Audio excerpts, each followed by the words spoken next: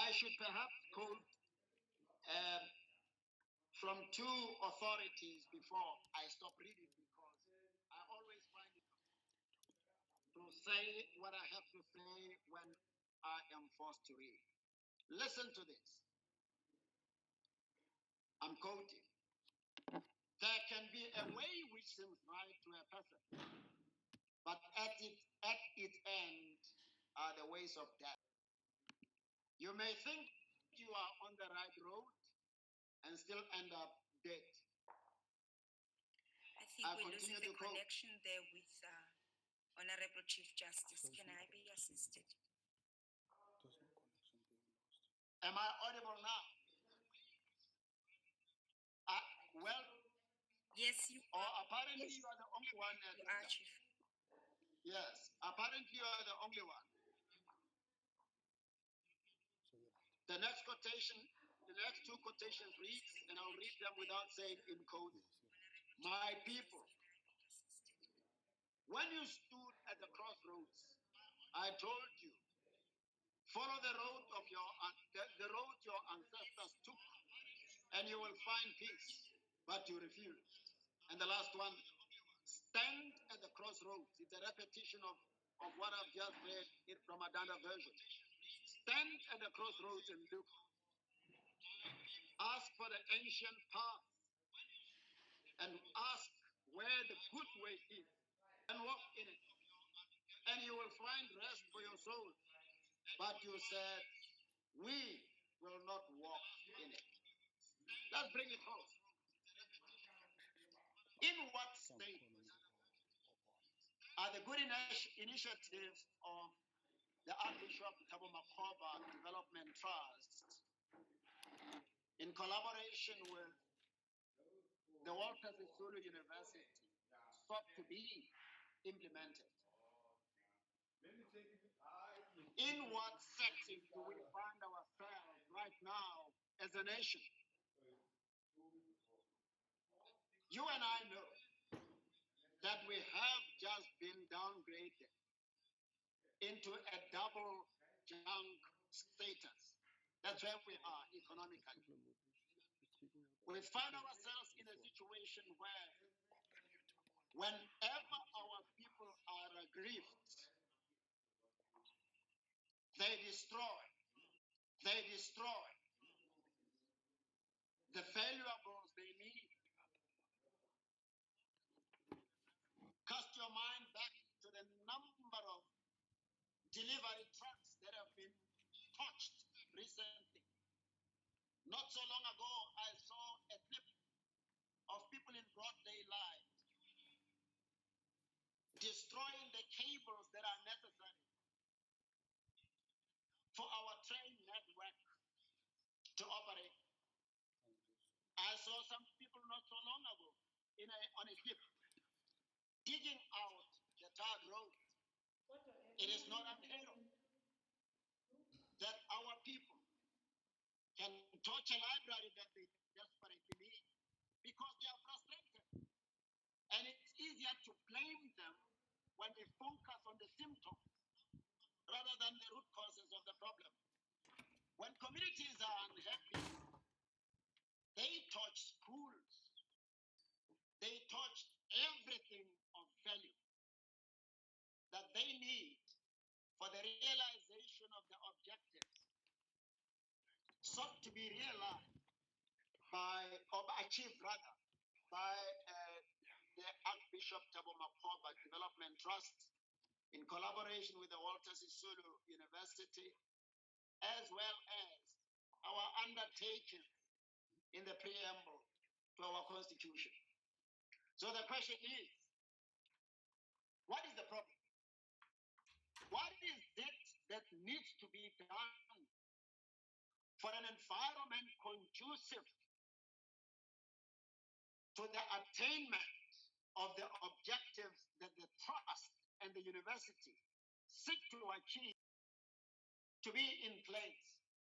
What is it that is needed in this country, our country, that you and I should do or contribute towards realizing for us to become the kind of people or the kind of society alluded to in the objective of the Archbishop Thabo Makgoba Development Trust, the mission of the university and its values. As I said, there is a part of the invitation that hit hard.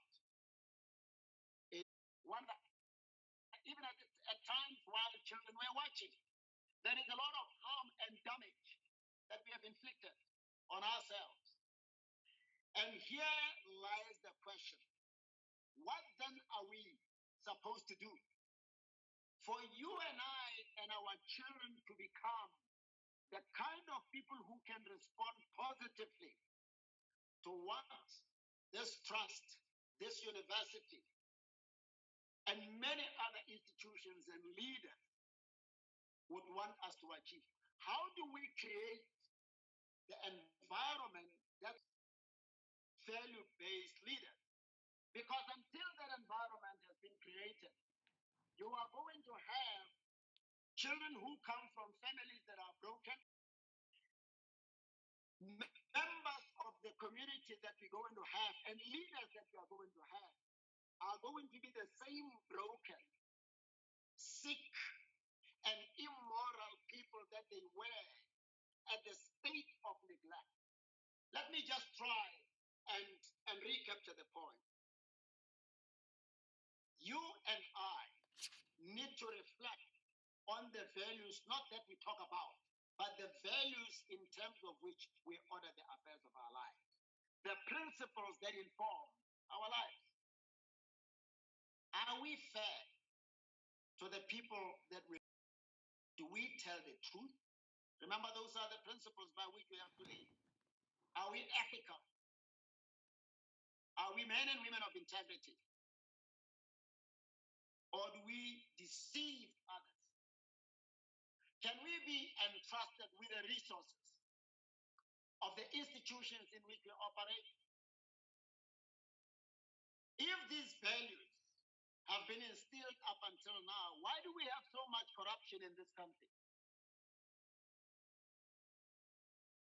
We have so much maladministration, gender-based violence, because you and I are communities in which we live, and those communities that we now have. In other words, that corruption, the incompetence, the maladministration, the damage happens because the fundamental, the values through which Archbishop Makgoba and Mrs. Lungi Makgoba have been raised and nurtured by their parents have been abandoned. What then are we to do?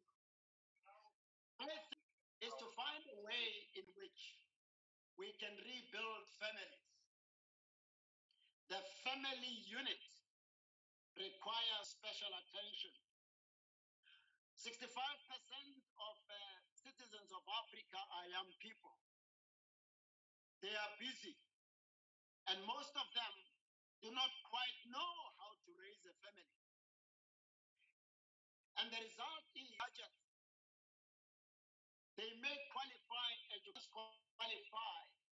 and they are in the private sector, they are in the public sector. They are devoid or bereft of the morality that the trust and the university alludes to. Nobody was available to inculcate the spirit of Ubuntu in them. The level of moral degeneration in which the nation is wallowing is going to inform the kind of leaders that they are.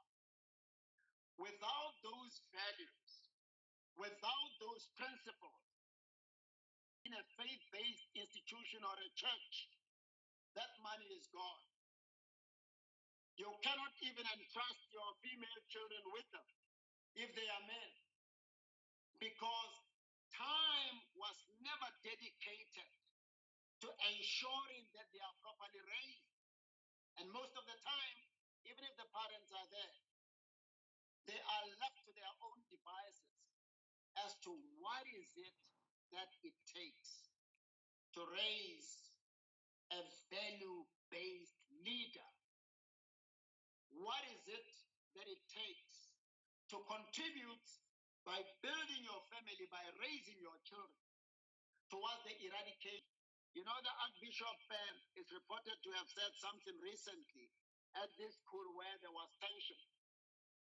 He says, the racism that seems to obtain, and I'm paraphrasing, Arch, that seems to obtain at that high school is a consequence of how we have failed or succeeded to raise our children. It is what you tell them that they are going to live out. It is how you have brought them up that they are going to turn out. So at the level of the family, we need to reflect on what is it that is required for our families to be strengthened anew. We have compromised as a result of the absence of value-based leadership.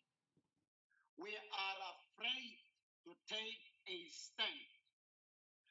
We allow ourselves to be manipulated by what is trending.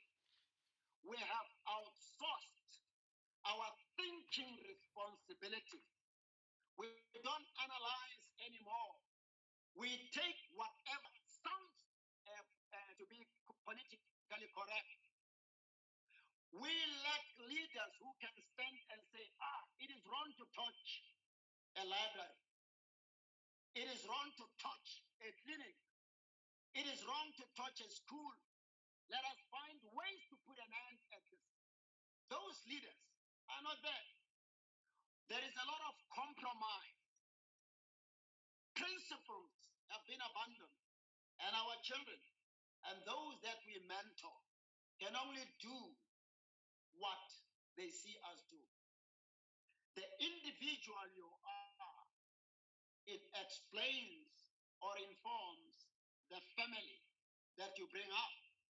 And the family you constitute is going to be reflected in the community that is a collective of families. And the nation of South Africa, as you see it, and the paucity of leadership is a clear indication of just how much all of us, without exception, have abandoned the critical responsibility of bringing back into practice the values. I want to quote it again. Where is it? The values through which Archbishop and Mrs. Lungi Makoba have been raised and nurtured by their parents. I'm sure that you are not shy for your age to be reflected. I realize that you are a few months older than I. So the values that inform how you were brought up must be the same values that inform how I was brought up. So let's go back. Let me round up because I haven't been paying attention to time. Let's go back to serious personal development. Each and every one of us, without exception, must do a brutal self-introspection to check we are articulate in outlining the values of the kind of leadership we want, when in fact, in practice, we are different people altogether. Is our leadership value-based, or are we hypocrites? Are there things we do in the public domain which we all that the public should not know about? Do we swing with the tide, or are we able to stand our ground? Mandela said, I carry this I do, and if needs be, I'm prepared to die for them. What are you prepared to die for? For money, for fame. They say they care, but the truth of the matter is they don't. And you can fool your children, you can fool your family, you can fool your institution, you can fool the community and the nation, but only for a while. It's just a matter of time before the true you is exposed. Just reflect on what has been exposed about you and I at the Zondo Commission. Don't celebrate because you haven't been exposed, because they are not talking about you. There are far too many of us who are not different from those that did not cover themselves in glory, according to the revelations before the Zondo Commission. So what this lecture should be saying to you and I is this. Let us be true to ourselves. We've been hypocrites for too long. The business people Thabo Makgoba Development Trust want to produce can only be as good as the values that have been instilled in them. Absent those values, absent Ubuntu, they will become business people, right? They will evade tax. They will be involved in illicit. They would not have been properly instilled in them. Let this period of the 16 days of activism against gender-based violence, let the junk status, the level of corruption, the state in which we find ourselves as a nation, as a continent, and as the global community, cause us to pause and say, it is time to go back to Ubuntu, the value that helped an Archbishop Thabo Makgoba and Mrs. Lungi Makgoba, the values that produced Nelson Mandela and Walter Sisulu, the values that produced the many leaders that we have reason to celebrate in the province of Legion. So in a nutshell, I say Archbishop and VC and Chancellor, let's go back to the fundamentals that make for good human beings, reliable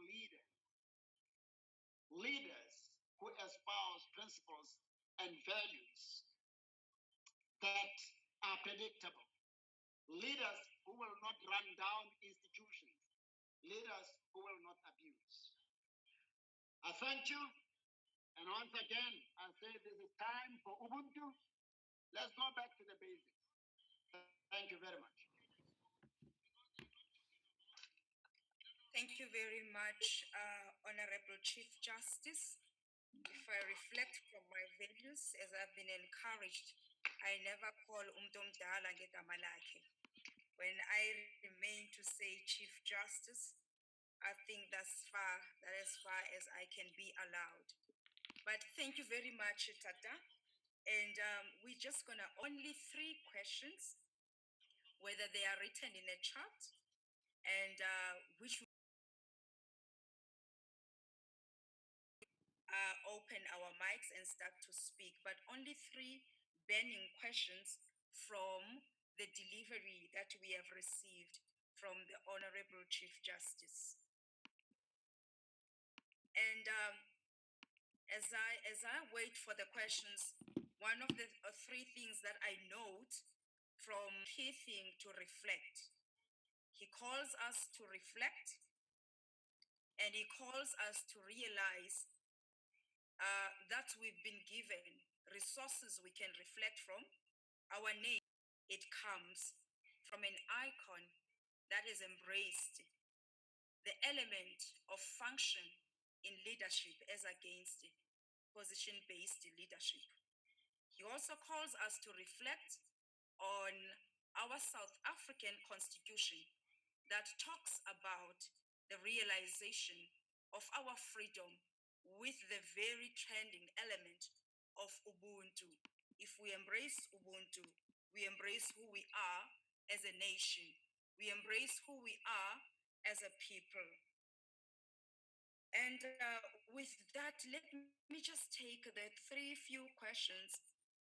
that we have to ask. 3 burning questions. Yes, Chair. Yes, thank you. May I speak? Yes, go ahead, Sisa, speak. Okay. Thank you so much, Chief Justice, for this particular prestigious lecture. But there's one thing you've touched on, which I believe is very critical for the community that you've spoken to. I would like to ask from you, you talked about Miles Monroe and you quoted Miles Monroe, quote of leadership, where he believes that a leader is somebody who influences to have a persuasion of submitting to that particular leader, not as a result of compulsion, but as a result of a leadership typology that a leader would have demonstrated. So as this university, Walter Sisulu, and the community and everybody else that might have been listening, what process do you think we as a university may embark on to ensure that most probably we employ good value system of leadership, such as the one that Dr. Miles Monroe spoke about, in order for us to then serve the people of South Africa entirely and those that were entrusted by the university system that we talked about, but more so embedded onto the value leadership typology that Miles Monroe talked about. I think I like that one because he also talks about the issue of passion, which is driven by the potential of influence. Do I take them one by one or do I wait for all of them? Let me hear from your lead, Chief, if you want to do. Maybe just raise them all because they may even be interrelated. Thank you. So that I don't spend a lot of time on one. Thank you.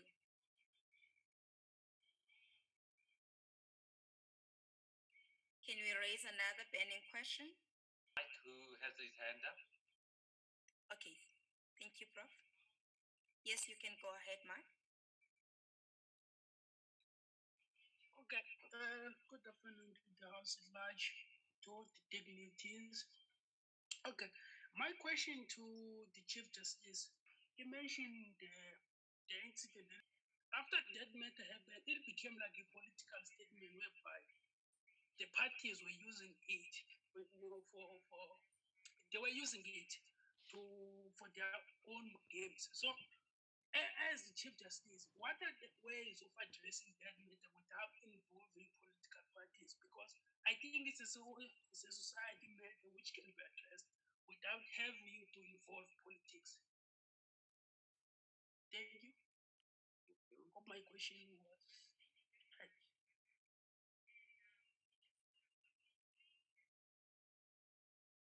Program Director, there are also questions on the chat box. I think about 3 of them.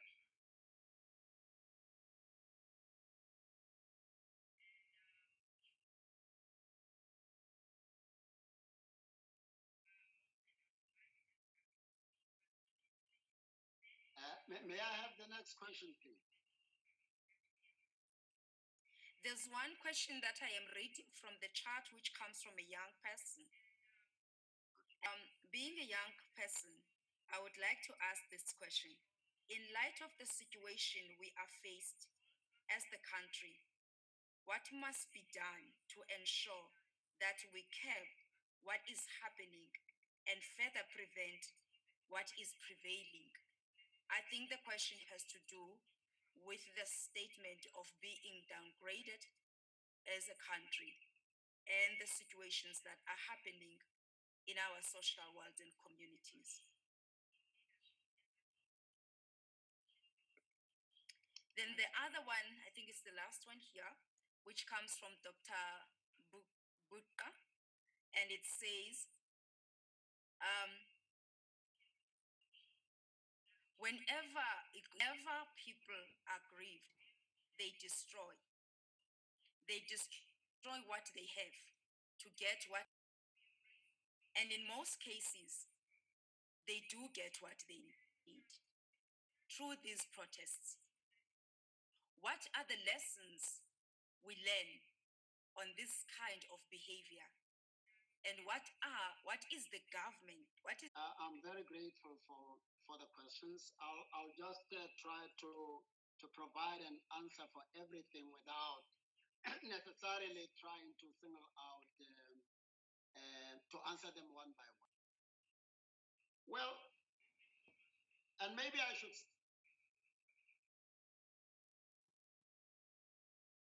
Is it? I think one of the problems, the serious mistakes that we made as a nation was at the heart of our problems. Over the years before 1994,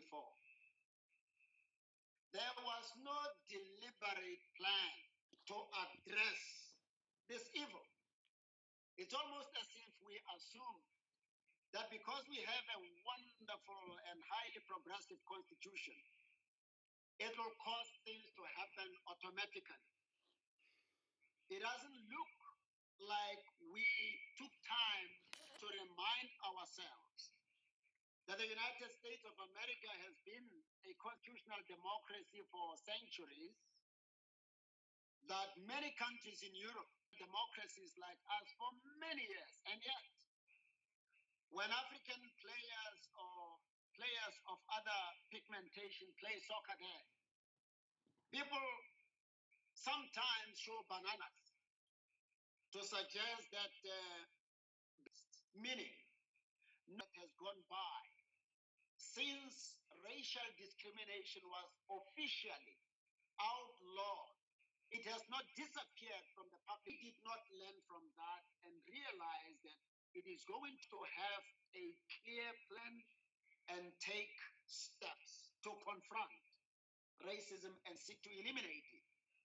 And part of that would have been to empower ourselves as families, to empower institutions of learning at kindergarten level, primary schools, high schools, workplaces, about how to address this thing until it's completely out. And because we are not addressing it, many people are still complaining even now that at workplaces, there are salary disparities depending on whether you are a man or a woman. There are salary disparities depending on whether you are black and white. Some institutions, particularly in the corporate sector, are said to be practicing that. So the start with the topic, critically discuss the leadership values important for the attainment of local economic development. They all wrote on the same topic. Winner number 1, 2 is Kelem Atabile with 78%. She goes home with 3,000 rand. Number 3 is Kela S, 77%. She goes home with 2,000 rand. The margin is only 111, 79, 78, 77. Very thin margins. This was highly competitive. And I was talking to Mrs. Matabo Hendricks today and said, at this rate, this can be a book chapter. And I am volunteering to give these young ladies